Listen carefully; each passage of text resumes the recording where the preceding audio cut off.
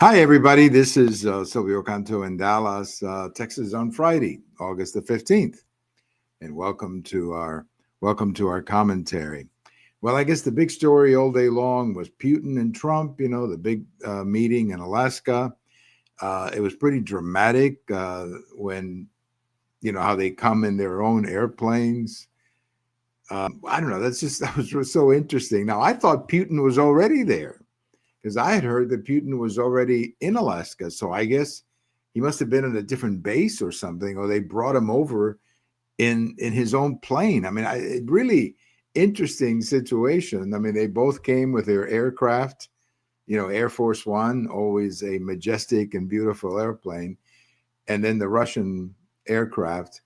I don't know what it said on. I don't know what the lettering was. Somebody said that means Russia. I don't know. I assume it does, but obviously it must be an official plane if the president of Russia is flying it. But anyway, so these two planes come, and then they sit there for a while, and then they both come down, take the red carpet, and as they're walking down the red carpet, a B-2 flies over the two of them. I don't know. I just thought that was pretty dramatic. And then they take the beast, the presidential car, and they ride over to wherever they went, and they sit there, and they come out and they do a press conference. They really didn't do a press conference. They basically just read a statement, and they didn't say much. They just said that the meeting went well. Trump said that progress was made, that he was going to be talking to the European leaders. I think he actually had spoken to them already. My guess is that he finished a lot of those calls when he was flying back to Washington, D.C. That's a long flight, by the way. That's like a 6-hour flight to go from Alaska to Washington, D.C. I mean, you got to basically cross the entire North American continent. And I'm not sure where that base in Alaska is. You get the feeling that it was close to, or North Alaska, close to Russia. That's the feeling I got from what Putin was saying. But anyway, I thought it was all very dramatic. Very dramatic, the whole thing. Nothing of substance has been released yet. In other words, there is no communique or anything like that, like we've seen in other ceremonies like this. They may be working on that right now. I don't know. So my hope is that what comes out of this is something good for everybody. I'm not trying to be naive, but I hope that's the case. I hope that the war can end. I think the Russians are taking quite a beating in this war. I just heard today that it's over 100 casualties. That would be pretty bad for Russia. I don't know what the casualties are for Ukraine, but proportionally, it may be about the same. So, I mean, I hope that we can come to an end and stop this fighting. And hopefully a ceasefire or some kind of an arrangement can happen now. Hopefully Zelensky can meet directly with Putin, or the three of them. But there's only so much that the United States can do at this point. I mean, there's really only so much we can do. And we'll just have to hope that everything works out for the best. But I think Trump has invested the time, and that's good.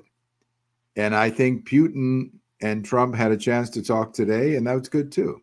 So let's hope that something good happens. That's all I can hope for, that something good happens out of this. Because, look, Trump has to get back to the United States, because we got lots of issues down here, and we got to get this. I mean, he's got to govern the country and run the country. He cannot, get all wrapped up in Ukraine and Russia. I mean, those are the kinds of things that can take a lot of time when you've got a lot of issues down here to deal with. So hopefully something good will come out of this session today, and we can go forward from here. I've got a post over at the American Thinker today where I'm talking about the Democrats and how I think they made a huge mistake in not supporting what President Trump is doing in Washington, D.C.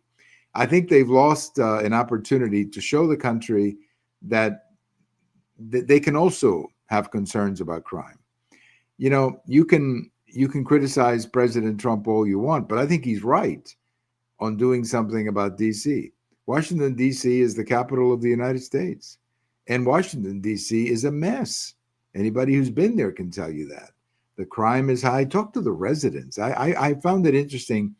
Over the last couple of days, they've been interviewing people who live there. Not famous people, just people who live there. And they're all telling you about the crime. In July, this is an amazing statistics. I just heard that in July, they had something like 30 carjacks or 16 carjacks, something like that. A lot of car hijacking or carjack, whatever they call it. When you hijack a car or steal a car or whatever, they take a car away from you. You know, this happened to one of our representatives here in Texas, Representative Henry Cuellar, a Democrat from South Texas. He was in Washington, D.C. in his car. He was driving by the Naval Observatory, and they stopped him, stole his car. So this is a real problem in Washington, D.C.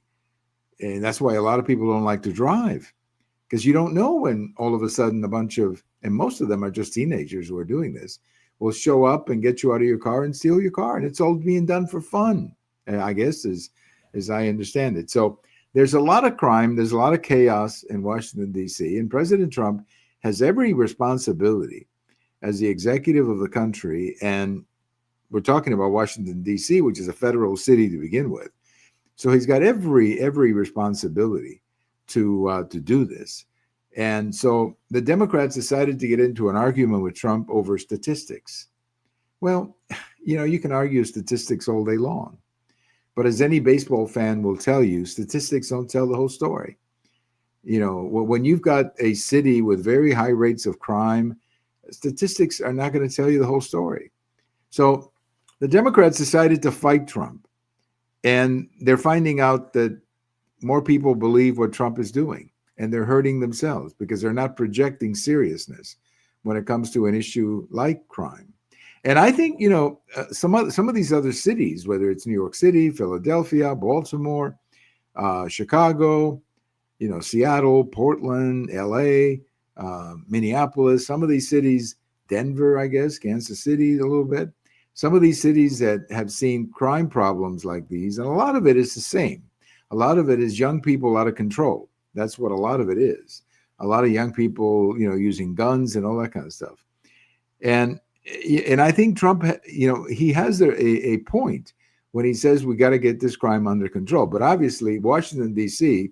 is where you start because it's the capital of the country, and he's got options in Washington, D.C. that he doesn't have in other cities. So we'll see how it turns out. But I wouldn't be surprised if you see a reduction in crime and life is better in Washington, D.C., because that's what usually happens when you go after criminals and when you're enforcing the law. That's usually what happens. You have a reduction in crime. You know, down here in Texas, of course, you've all been following the stuff about the Democrats who flew out of town, you know, the gerrymandering, the maps and all of that. Now we hear that California is going to do the same thing. I believe they have a vote coming up next November about this.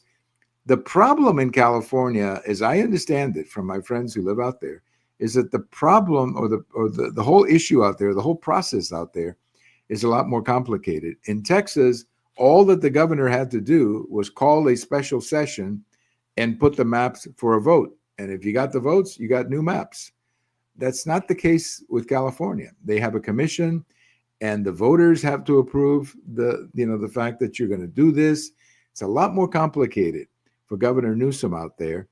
And he's got I guess they have a referendum or some kind of a vote coming up in November, and we'll see how it goes.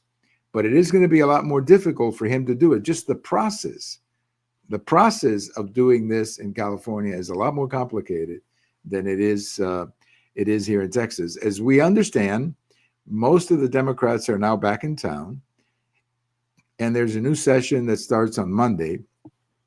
So we could have those maps, I guess, sometime next week if the session goes through. And so far, it appears like it's going to go through.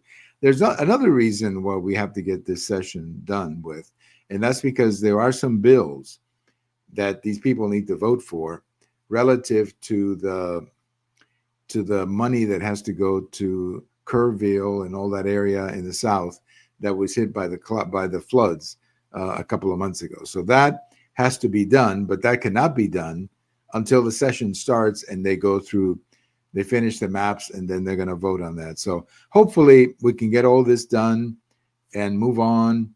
And whatever California wants to do, let them do it. It doesn't really matter. And let's worry about Texas. But the Democrats have a problem when they decide to just back up and leave town.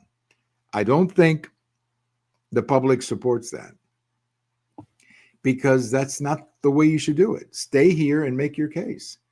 And if you think the maps are discriminatory, they go to the courts and fight in the courts. But don't, run out of town and try to do it from Chicago. That doesn't, I don't think that works well for them down here. Well, one little note on this day in history, 1945, so that makes it 80 years ago today. A lot of people were celebrating the news that the war in Japan had ended. It officially ended on September 2nd. That's when the actual document was signed. But today we got the news, August 15th, 1945, President Truman made the announcement. So a bunch of people went out in the streets to celebrate. You had church bells ringing all across the country and all of that. There's a lot of happiness, obviously, because the war was over, and that war had been very costly for the world, not just for the American people. So a bunch of people were celebrating in Times Square, and there was a photographer from Life magazine who was out there looking at pictures, trying to take some photos, and he saw this young couple, a fellow with a Navy uniform and a young woman who looked like she was a nurse. And he grabbed the young woman, gave her a kiss, and he took the photo. And the photo became known as, the sailor kissing the nurse, and it became one of the biggest photos of the century. And the interesting thing about these two young people is that after they took the photo, they kind of went their own ways. I don't even know if they even saw each other anymore. But anyway, it did happen. It happened the way it happened. And it was the cover photo of Life magazine that ended up being the most popular photo of the year. Certainly one of the most popular photos of the century, to say the least. The sailor kissing the young nurse. What a photo. And it's so great. And it's Life magazine. And there it is for everybody to see it. And the photographer, of course, Alfred, I can't think of his last name right now, but Alfred, I mean, that was the highlight of his career, taking that photo and putting it on the cover of Life magazine. I mean, if you're a young photographer and your photo makes it to the cover of Life magazine, that's probably a pretty big honor in that profession. Have a great weekend, everybody. This is Silvio Canto in Dallas. We'll talk to you later. Bye-bye, everybody.